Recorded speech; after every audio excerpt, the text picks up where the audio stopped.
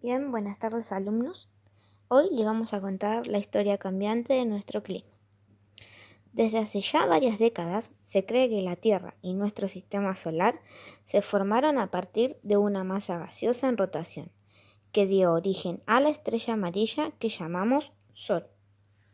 Esa masa gaseosa comenzó a condensarse y a contraerse por efecto gravitatorio, y es así como gran parte del material sólido de la nube primigenia se concentró en su centro. En este proceso se generaron temperaturas tan altas que permitieron la función de los primitivos átomos de hidrógeno en helio, y esto permitió encender el motor de nuestra estrella. Pero una pequeña porción de los materiales sólidos de la originaria nube estelar se acomodaron en un plano perpendicular al eje de rotación y generaron más tarde los planetas y todos los cuerpos sólidos del sistema. Maravilloso. Sigamos.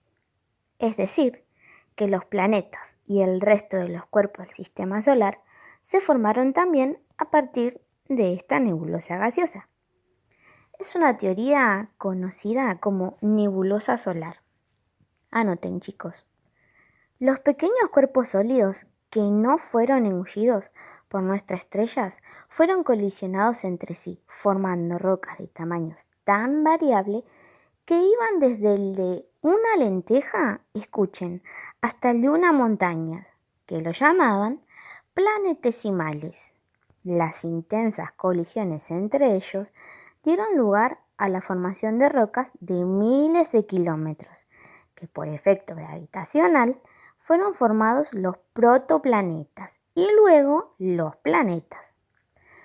Esto es conocido como efecto de acreción, que no es más que la captura de los polvos aglutinados en pequeñas entidades sólidas de algunos kilómetros de diámetro. Así, la primitiva Tierra comenzó a aumentar de tamaño, dejando los elementos más pesados en su interior y los más livianos en su superficie y en su incipiente atmósfera. Se cree que después de solidificarse la corteza, hace unos 4.200 millones de años, los procesos geológicos internos en nuestro planeta formaron una débil y delgada capa gaseosa. Esta primitiva envoltura gaseosa estaba compuesta casi exclusivamente de hidrógeno y helio, que eran los elementos que también constituían la nebulosa solar. En los primeros 300 o 400 millones de años, desde su formación, nuestro mundo no pudo retener la mayor parte de estos elementos livianos, pero al mismo tiempo, gases con elementos más complejos comenzaron a surgir del interior de la corteza. Así, esta pequeña roca, llamada Tierra, fue reemplazando y compensando la pérdida de los gases más livianos. En esos momentos, nuestro orbe era un páramo irreconocible, con muy pocas masas continentales y un gran océano caliente rodeándolos. La atmósfera era extremadamente tenue y delgada, con escaso oxígeno y sin capa de ozono. En tales condiciones, la vida, tal como la conocemos ahora, nunca podría haberse desarrollado. Entonces, fue durante esa época en que nuestro irreconocible mundo recibió el mayor impacto espacial de toda su historia. Imprevistamente, un gran cuerpo celeste del tamaño del planeta Marte colisionó con la joven Tierra. Este inusual suceso borró por completo la atmósfera primitiva, generó un inmenso núcleo férreo y por último originó nuestra Luna.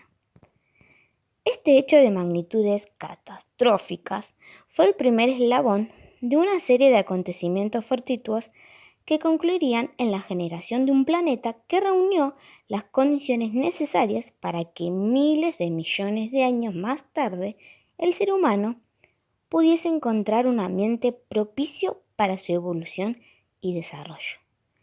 El contar con una luna del tamaño de la nuestra fue un factor determinante para que el clima terrestre se encaminara a una relativa estabilidad, porque gracias a la presencia de nuestro satélite natural, la precesión terrestre se mantuvo en los valores actuales.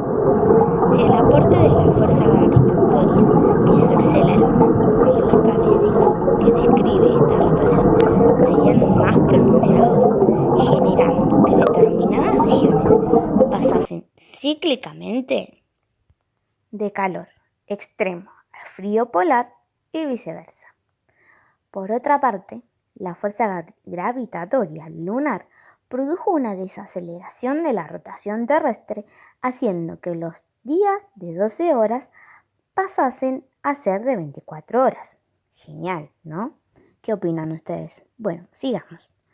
Aunque duración del día parezca un detalle menor, que en realidad no lo es, en una Tierra con el doble de la velocidad de rotación se producirían tormentas muchísimo más fuertes y la circulación atmosférica no se parecería nada a la actual. Otro factor determinante es el núcleo gigante terrestre, producto del choque planetario anteriormente mencionado, ya que proporcionó a nuestro planeta de un campo magnético que nos mantiene a salvo de las dañinas emisiones solares conocidas como viento solar. Sin este invisible escudo protector que nos rodea, la vida probablemente tampoco podría haberse desarrollado. Durante los primeros 2.300 millones de años, la Tierra no soportó glaciaciones, a pesar de que el Sol, durante ese lapso, irradiaba menos calor que ahora, un 25% menos. Durante la primera mitad del Precámbrico, las concentraciones de oxígeno eran todavía muy bajas, pero las capas inferiores de nuestra atmósfera contenían grandes cantidades de vapor de agua y dióxido de carbono, dos potentes gases de efecto invernadero. Gran parte del vapor de agua se convertía por condensación en el agua líquida, la cual comenzó a llenar los primitivos mares, y de esta manera parte de él, o sea, del vapor de agua, era removido de la atmósfera. Pero con el dióxido de carbono no ocurría lo mismo. Este permaneció y se acumuló interrumpidamente en el aire sin que casi nada pudiera extraerlo.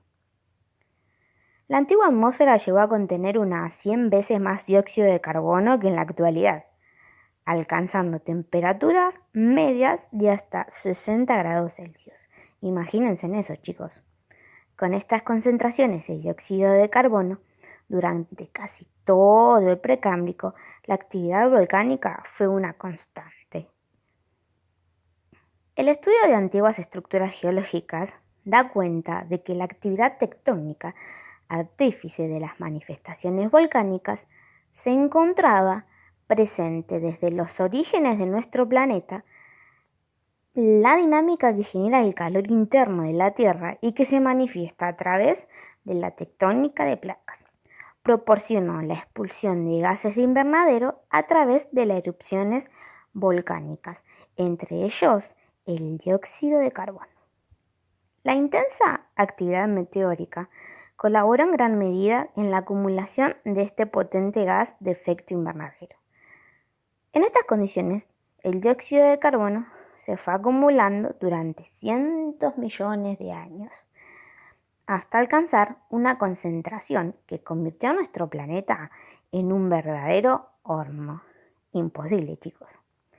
El dióxido de carbono, gas de invernadero, que en la actualidad se encuentra en muy bajas concentraciones, es generado por la naturaleza de dos maneras. Veamos. Por un lado, a través de las manifestaciones volcánicas y por otro, en muchísimas menos proporción, por la acción de los seres vivos al respirar. Pero la naturaleza también se las arregla, Para eliminar el dióxido de carbono, por un lado, puede ser asimilado por algunos seres vivos que lo utilizan, por ejemplo, para formar sus conchas. Otro mecanismo se relaciona con la tectónica de placas y tienen que ver con la incorporación de estas rocas meteorizadas al interior terrestre. Entonces, en los primeros 2.300 millones de años de nuestro planeta, durante el Precámbrico, como todavía no existían los seres vivos y las masas de tierras emergidas eran muy inferiores a las de la actualidad, siempre eran más el dióxido de carbono aportado a la atmósfera por el volcanismo que el removido. Esto quiere decir que el balance del carbono está desproporcionalmente más inclinado hacia la emisión que a la remoción. Durante la primera mitad del Precámbrico, la vida en la Tierra ya había surgido. Una vez que la vida se hizo presente, la relación entre esta y nuestra atmósfera quedó estrechamente unida para siempre. Primero las células procariotas y luego las eucariotas comenzaron a incidir sobre la atmósfera y se encargaron de generar su aporte para poder ir modificando el clima. El desarrollo de las células eucariotas comenzaron a utilizar y fijar el abundante dióxido de carbono presente hasta ese momento y oxigenarla a la atmósfera. Pero además ocurrió un acontecimiento geológico extraordinario. Veamos. Grandes cordilleras se elevaron en casi todas las masas continentales, alcanzando alturas insólitas hasta entonces y dejaron al descubierto grandes volúmenes de rocas que en contacto con el agua de lluvia y por alteración química también colaboraron en la remoción del dióxido de carbono. Por último, los continentes, o casi todos, se reunieron en zonas de latitudes bajas y este simple hecho hizo que las masas continentales requisieran más dióxido de carbono de la atmósfera durante el proceso de alteración. De esta manera, lentamente, el planeta Tierra comenzó a enfriarse. Tanto lo hizo que el hielo llegó a cubrir todo el globo. Ahora, la tercera roca del sistema solar se parecía más a Europa que a cualquier otro cuerpo celeste. A este acontecimiento se lo conoce como la teoría de la bola de nieve. Otro planeta congelado y sin gases de el aire jamás podría haberse descongelado. Además, en este estado, con la superficie congelada. ¿Por qué ocurre esto? Mientras más oscura es una superficie, como por ejemplo un campo de cenizas volcánicas, menor será el porcentaje de radiación reflejada y mayor la conservada, y la zona en cuestión tenderá a calentarse cada vez más. En cambio, mientras más clara sea una superficie, por ejemplo un campo de hielo, mayor será el porcentaje de radiación reflejado y menor el conservado, con lo que la zona tenderá a enfriarse aún más. Esto es lo que ocurría en una Tierra totalmente cubierta de hielo. Muy poca radiación solar permanecía dentro de nuestra atmósfera. Pero, ¿qué fue lo que hizo que la Tierra se descongele? Es muy probablemente que la tectónica de placas. La dinámica geológica del interior terrestre siguió funcionando incluso con una Tierra congelada. El volcanismo siguió tan activo como en los comienzos del planeta y como los volcanes emiten grandes cantidades de dióxido de carbono, este se pudo haber ido acumulando nuevamente en la atmósfera y al mismo tiempo no podía ser removido de ella porque una superficie cubierta de hielo, la alteración rocosa no se puede realizar. De esta manera, muy lentamente, la Tierra volvió a transformarse en un planeta caliente. Si continuamos con nuestro hipotético viaje en el tiempo, nos encontramos ya en los comienzos de la era paleozoica. En los inicios del eón fanerozoico, nuestro eón, es recién en este punto de la historia en que podemos ver a un planeta que se asemeja mucho al que habitamos. Encontramos una gran biodiversidad que no se circunscribe